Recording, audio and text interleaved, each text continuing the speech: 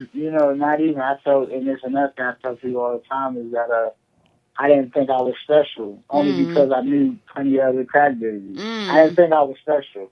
I mean, we all know once. It ain't like and that's the thing I be telling people. I'm not necessarily nobody particularly special. It's just the only thing that makes me special is that my life happened to be documented and white people and white people had a play in it. Like, but my story is no different from a nephew you got somewhere, Yeah, like cousins you got somewhere, I don't or know nobody you that's know. born in the 80s, early 90s that wasn't impacted by the crack epidemic. Yeah, Dr. Key. or somehow indirectly affected by it. We all, Right. have been affected by it. If not immediately, somehow, down the line. So I never really, like I said, I never really looked at myself in that light. You know what I mean? Because I kind of seen it as such a common thing. The only thing that, like I said, I had a struggle with dealing with was probably like the the the early stages of bullying, and then Yeah, like the bully and the name calling. the identity. I had like a mini identity crisis too, because I was trying to. When I got finally reintroduced to my biological mother, and like when I was like 9 years old, maybe 10 years old, I was so like I was so infatuated with her. She was Oh so wow. beautiful. She still is. I was Wow. so whatever. I was not the person that I read about. It was not the person that the media kind of ran with. Even though Portray. not saying she didn't, she's not saying she wasn't, bad off from her addiction or habits or nothing like that. But the problem is that they kind of demonized her, Yeah. glorified them, Yeah. and victimized me all at the same And time. that's still Like your they knew how to, mama. It don't matter what and that's somebody it, wrote about her, exactly, what somebody said. Like, exactly. there's nothing that can come between a child and the love that they have for their mama. Like, Yeah, somebody told me that the child is God in the eyes of your mother is child is God in the eyes of a child, something like that. So Yeah. you're always gonna hold your mother to like that kind of like esteem, or right. not to that level. So even before I even met her and I heard all these things about her negatively, I still had like this glimpse of hope that she wasn't that type of person. You know Gotcha. what I mean? And when I met her, yeah, the whatever I heard about her, good, bad, and different. It was frail in comparison to the woman I actually got to know. It's Now, just the experience that she faces was just so, overwhelming for her to really survive. now, Byron, now when you was growing up, were you around like your mom in the crack environment and all that stuff? Yeah, yeah, yeah. I mean, I didn't really meet my biological mom until like 9, but as far as the negative elements, no. I was for my childhood, majority of my childhood, I can honestly say that the family that adopted me tried their best to keep me Away from away all that. from away. Yeah, but the problem is where I grew up at in Pittsburgh. It was very gang oriented, very drug infested. Still like a lot of things going on. Hmm. Where I was from. Now, my parents that eventually adopted me was not the white people and was not anybody biologically, but the people that adopted me were so, until they are so honorable, so humble, and so respectable. So it was just something that they gave me was a moral compass to kind of navigate life, even when I was in the wrong. Right. Like, I knew the levels of my wrong. I still was like able to somehow try to walk a straight line to some degree, or at least try to make the effort to. Right. So that's my upbringing, if I could say. And It then, was like a Byron, little bit of both. what I was gonna tell you, like, to be honest with you, bro, like this Dr. Key, like my mom was a crackhead, you know what I'm saying, when I was growing up, and my mom was in out of That makes prison. us relatives. Yeah, yeah. And then, bro, like, what saved me was my grandmother. You know what I'm saying? Like, if I didn't have my Hmm. grandmother, then, you know what I'm saying, I probably would have been in the system too. But I had my Hmm. grandma, and so, she took custody of me. And, you know what I'm saying? Like, it really took the whole community, you know what I'm saying, to help me, bro. You know what I'm saying? I give them my Hmm. time. all the credit. I get like my basketball coaches, my baseball coaches, because everybody Much like, love to all of them. man, all of them, bro, because all of them play like an initial part to like get me out of that path. You know what I'm saying? To where I'm not even thinking about that shit because I'm so busy being productive, you know, playing sports and Right. stuff that I ain't even got time to even miss my mama. You know what I'm saying? Because I'm Yeah, going you to got an school. outlet. Yeah, Right. they gave me a good outlet. You know what I'm saying?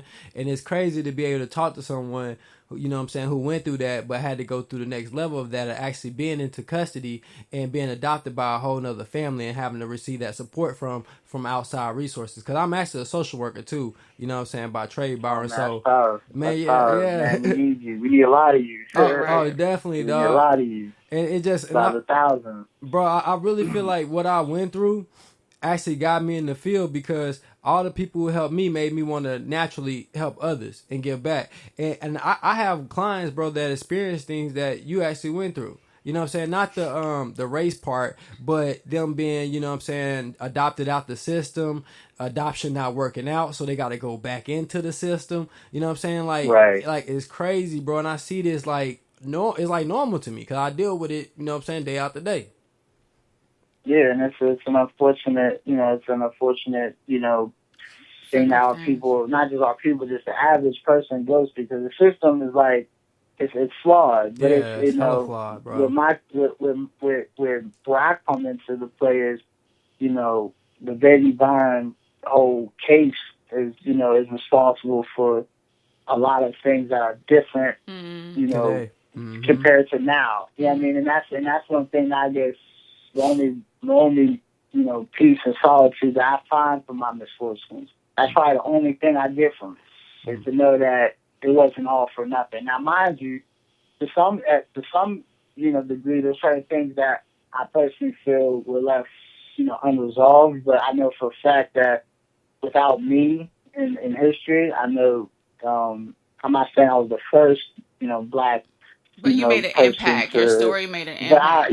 But I'm the one that finalized the letter. Right. You know what I mean? Because before me, there might have been many. After me, I don't think there was any after that. Right. But if there was after that, I made it okay to be that. Right. If that makes sense. Meaning, like, if you see Angelina Jolie or any of these actresses, and before that it was me. You but after the that, seed. it was like there was none of that. Yeah. You know what I mean? So I kind of, not me personally, but my life and my involvement in all this. Pac had a saying.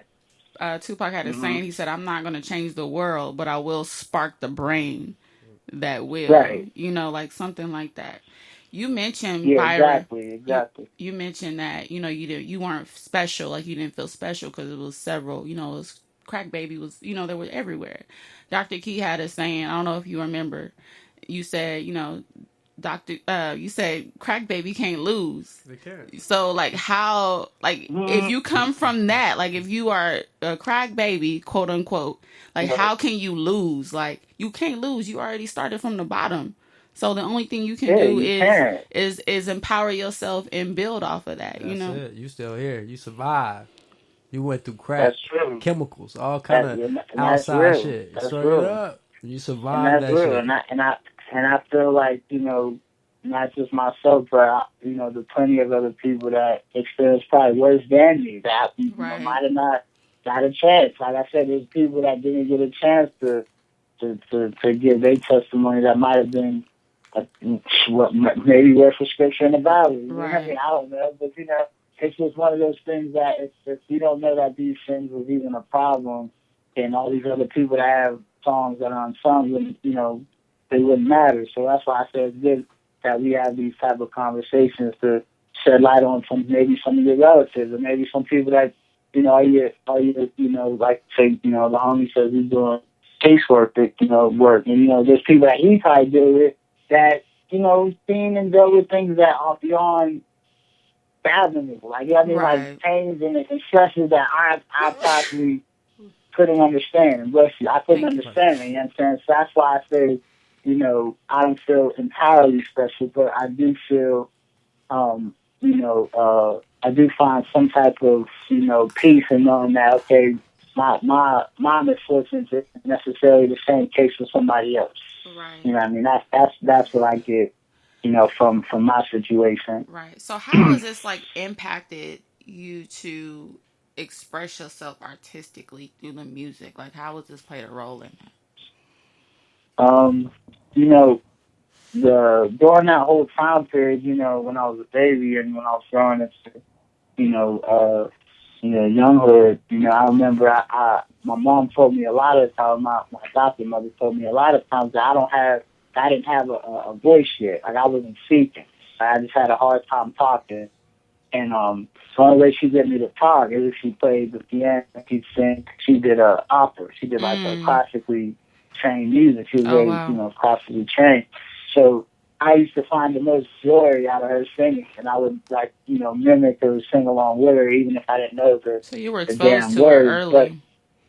Right. So it was it might have not made me become a rapper, but it definitely gave me the confidence just to at least speak, at least. You know what I mean? And I take that as like a turning point for me. And even if I wasn't, so crazy, my mom was probably gonna hate me for saying this, but because she doesn't endorse hip hop at all. It's like rap. Your adopted mom or your my adopted mother. Your adopted mother. Okay. Mother. Yeah, so she doesn't necessarily endorse hip hop, but she probably pissed off to know that if it wasn't for her, I probably wouldn't be a rapper. So, so thank you. Yeah, I mean, love your mom. You did all this extra stuff. Right. I should be executive producer credit. No, it's right. Actually, I think I'm going to do that. I really pissed her off. Yeah. So I'm curious.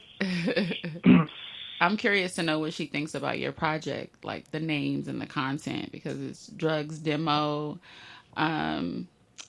Don't say no to drugs. More drugs. Right. And she didn't want you to rap. Right. So save my drugs for later. She did not want me to rap. No. Hold on, real quick. Your adopted parents, were they like deep into like church? My mother was. My father, he was I believe it. This is the most unlikely marriage. My father, he's a European history major. He's from Zimbabwe. Oh, wow. And my mother, she's a Roman Catholic. She's crazy. From, America. And these are two of the most unlikely people. Just look at off of their own personal interest. You have a person that's a European history major, and then you have somebody that's a Roman Catholic. These two things can't coexist in the household. It's just these two things cannot coexist. You cannot be a Catholic, and you cannot have a major in European history and not have arguments at all. And you're both black. It's just, it's just, you know what I mean? But they're bonded by a love that, tests the time, because, they're both from the 70s. They're both from the late 70s. Okay. So, I kind of think of them when I think of commitment. So when I make music, I try to think of, sometimes I think of not only what, my mom want to prove, that's what I kind of do too, but I think of what kind of, last thing. My pops told me never do nothing uncompleted. So I kind of think of that when I do music, so if it's a bunch of drug titles, I'm making it a full-length series. I come up with as many names as I possibly can to relate to drugs to some degree. You know what I mean? So what inspires songs in your EP, like Drugs Demo and Drugs Sold Separately? Like, where does that come from? Okay, well, Drugs Demo, I remember, the first project we ever released was All Thanks to Drugs. That was released on SoundCloud. Mm-hmm. And when we released that, I came up with the title. When I released that, I'm in a group called A Kid Called God. It's a rap group with Ashe Sniffer. And when we did that project, I gave the title after a conversation me and him had, and we was building on various things in our lives that kind of brought us together. Mm-hmm. On the negative things, and just more so just on a casual conversation type thing. You realize that, man, drugs is kind of like the center of music right now, the culture. Like you make a web, and you see all the things that connected and all this, I forget what's the word it's called, in a presentation, and you got all the Right. And I seen that, and I'm like, I'm saying that in my head. I'm like, man, drugs is like a really prominent. It's a networking thing. tool. It's a great networking tool. Hey, you smoke weed? Me It too. is. It is very true. It is. And matter of fact, that reminds me of Half Baked. You remember Half Baked? The dude had like the weed in the cars and stuff. Yeah. Thanks. I'm gonna have to, I'm gonna have to bring that back.